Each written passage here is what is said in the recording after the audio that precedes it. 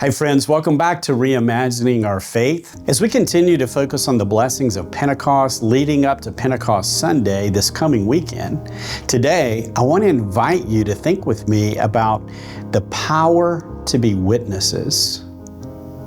After the Holy Spirit descended on the gathered disciples in chapter 2 of Acts, we read that the disciples were filled with the Holy Spirit. This was an incredible gift from God. But the disciples had been told that this gift was coming to them. Before Jesus ascended into heaven, Jesus said to the disciples in Acts chapter 1, verse 8, "But you will receive power when the Holy Spirit comes on you, and you will be my witnesses," Jesus said, "in Jerusalem and in all Judea and Samaria and to the ends of the earth." Jesus had promised the disciples that they would receive the Holy Spirit, and the Holy Spirit then would give them the strength and encouragement to be witnesses for Christ all around the world.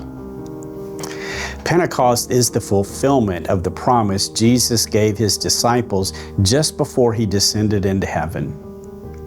The Spirit didn't come just to give the disciples a spiritual experience. The Holy Spirit came to give the disciples and us courage, clarity, and conviction. Think about Peter. Weeks earlier, Peter denied even knowing Jesus, just hours after declaring in the upper room that he would never deny Jesus. But at Pentecost, after the Holy Spirit filled him, Peter then later stood before thousands of people and proclaimed the gospel with boldness. The difference wasn't personality or training or confidence. No, the difference was the power and the presence of the Holy Spirit. Pentecost reminds us that God doesn't call the equipped. Instead, God equips the called. The Holy Spirit gives us words when we feel tongue-tied, strength when we feel weak, and boldness when we feel afraid or timid. You don't have to be perfect to be a witness. You just have to be willing to follow the leadership and the nudging of the Holy Spirit.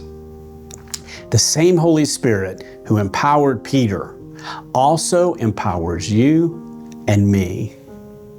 The mission hasn't changed. The power hasn't changed. And the world still needs witnesses. So here's a question for you today.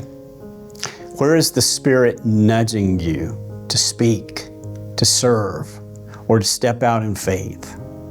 Remember, the Holy Spirit empowers ordinary people for extraordinary mission. So follow the leadership of the Holy Spirit today and allow God to help you reimagine your faith.